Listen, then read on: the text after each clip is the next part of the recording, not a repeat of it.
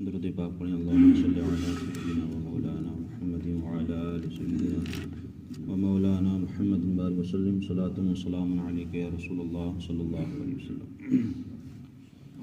بسم اللہ الرحمن الرحیم۔ انا نحن نحیی الموتى ونکتب ما قدموا وآثارهم وکل شیء احصیناہ فی امام مبین۔ رب قرآن پاک میں ارشاد فرماتا ہے کہ بے شک ہم مردوں کو جلائیں گے۔ یہاں مردوں کو جلانے سے مراد یہ ہے کہ جب قیامت قائم ہوگی تو جتنے بھی مردے جو اپنی قبروں میں دفن ہیں، چاہے انہیں 1000 سال ہو گئے یا 10,000 سال ہو گئے، یا جب سے دنیا قائم ہوئی ہے، جناب آدم سے لے کر کے اور قیامت تک جتنے بھی مردے ہوں گے اور وہ جہاں جہاں دفن ہوں گے، چاہے ان کی ہڈیاں گل گئی ہوں، سڑ گئی ہوں، کچھ بھی ہوئی ہوں، لیکن رب فرماتا ہے جب قیامت قائم ہوگی تو بے شک ہم مردوں کو جلائیں گے۔ مطلب سارے مردے کیا ہوں گے؟ میدان محشر میں کیا ہوں گے؟ جمع ہوں گے۔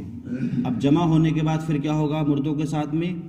وَنَكْتُبُ مَا قَدَّمُوا وَآثَارَهُمْ، اور ہم لکھ رہے ہیں جو انہوں نے آگے بھیجا۔ ہم کیا لکھ رہے ہیں؟ مطلب جو وہ اس ٹائم دنیا میں جو کر رہے ہیں، لکھنے سے مراد یہ ہے کہ بندہ جو اعمال کرتا ہے، اگر اچھے اعمال کرتا ہے تو وہ اچھے اعمال لکھے جاتے ہیں، برے اعمال کرتا ہے تو برے اعمال لکھے جاتے ہیں۔ تو گویا کہ اللہ تعالیٰ نے ہر ایک بندے پر 2 فرشتوں کو مقرر فرمایا ہے، جس کو کرامن کاتبین کہتے ہیں، ایک دائیں پر ہے اور ایک بائیں پر ہے۔ دائیں والا جو دائیں والا ہے وہ ہماری نیکیاں لکھتا ہے، اور جو بائیں طرف ہے وہ ہماری برائیاں لکھتا ہے۔ مطلب یہ مقرر ہیں اور یہ لکھ رہے ہیں اپنے رجسٹروں میں۔ مطلب یہ ایسا لکھ رہے ہیں جو کبھی مٹنے والا نہیں ہے، اور اس کا جو رزلٹ اور جو نتیجہ آئے گا وہ کل قیامت کے دن ہمارے سامنے آئے گا کہ اس بندے نے دنیا میں جو اپنے وقت گزارا ہے، اپنا سال گزارا ہے، تو اس نے کتنے اچھے اعمال کیے تھے اور کتنی برائیاں کی تھیں۔ تو سب کچھ جو ہم دنیا میں کر رہے ہیں، نیک کام کر رہے ہیں وہ بھی لکھا جا رہا ہے، برے کام کر رہے ہیں وہ بھی لکھا جا رہا ہے۔ قرآن فرماتا ہے وَنَكْتُبُ مَا قَدَّمُوا، اور ہم لکھ رہے ہیں جو انہوں نے آگے بھیجا۔ مطلب اس ٹائم جو بھی ہم اعمال کر رہے ہیں وہ لکھے جا رہے ہیں۔ وَآثَارَهُمْ، اور جو نشانیاں پیچھے چھوڑ گئے ہم اس کو بھی لکھ رہے ہیں۔ اب نشانیاں پیچھے چھوڑنے سے مراد یہ ہے کہ جس نے اگر مرنے سے پہلے دنیا میں کوئی ایسا کام کیا جو نیک کام تھا اور بعد میں اس پر لوگ عمل کر رہے ہیں تو اس کو بھی ثواب ملے گا جس نے شروع کیا تھا، اور جو لوگ اس پر چل رہے ہیں اس کو بھی ثواب ملے گا۔ اس کو بولتے ہیں بدعت حسنہ، یعنی اچھی بدعت۔ اچھی بدعت سے مراد یہ ہوتا ہے کہ اسلام میں کوئی ایسا طریقہ نکالنا کہ جس سے انسان کو جو ہے چلنے پر ثواب ملے۔ مثال کے طور پر جیسے اسلام کے اندر ہیں 40واں ہے، 10واں ہے، 20واں ہے، فاتح ہے، غوث پاک کی نیاز ہے، جلسے جلوس ہیں، تو یہ سارے جو طریقے ہیں یہ اچھے اور نیک طریقے ہیں۔ تو جن لوگوں نے سب سے پہلے اس کام کو شروع کیا تھا تو ان کو بھی ثواب ملے گا، حالانکہ وہ اب اس ٹائم قبروں میں موجود ہیں، اور ہم جو اس پر عمل کر رہے ہیں تو ہمیں بھی ثواب ملے گا۔ یہ تو ہو گیا اسلام کا اچھا طریقہ، اس کو بولتے ہیں بدعت حسنہ۔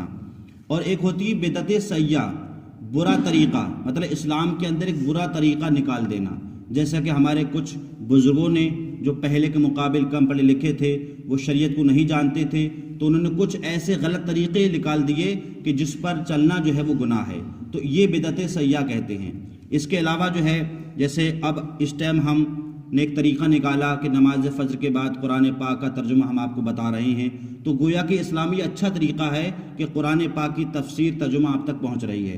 تو گویا کہ جو بھی اسلام میں اچھا طریقہ ہوتا ہے اس کا ثواب ملتا ہے، اور جو برا طریقہ ہوتا ہے اس کا گناہ ملتا ہے۔ تو قرآن فرماتا ہے وَآثَارَهُمْ، اور جو نشانیاں پیچھے چھوڑ گئے ہم اس کو بھی لکھ رہے ہیں۔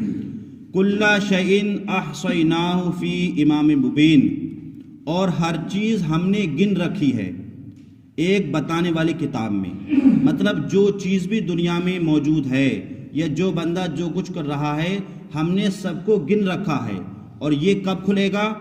فی امام مبین، ایک بتانے والی کتاب میں، یعنی جو لوح محفوظ ہے جو عرش اعظم پر ہے، اس لوح محفوظ میں ساری چیزیں کیا ہیں؟ محفوظ ہیں۔ وَاضْرِبْ لَهُمْ مَثَلًا أَصْحَابَ الْقَرْيَةِ اِذْ جَاءَهَا الْمُرْسَلُونَ، قرآن میرا فرماتا ہے اور ان سے نشانیاں بیان کرو اس شہر والوں کی جب ان کے پاس فرشتہ آئے. اذ ارسلنا الیہم اثنین فکذبہما فعززنا بثالث فقالوا انا الیکم مرسلون. تو جب ہم نے ان کی طرف 2 بھیجے پھر انہوں نے ان کو جھٹلایا تو ہم نے تیسرے سے زور دیا. اب ان سب نے کہا کہ بے شک ہم تمہاری طرف بھیجے گئے ہیں. اس آیت کریمہ کا جو شان نزول ہے اور جو پس منظر ہے وہ حضرت عیسیٰ علیہ السلام کے زمانے کا ہے. وہ لمبی تفسیر ہے، انشاءاللہ اس کو ہم کل بیان کریں گے. اللہ تعالی ہم تمام مسلمانوں کو قرآن پاک سمجھنے کی اور اس پر عمل کرنے کی توفیق عطا فرمائے. اللہم صلی علی سیدنا و مولانا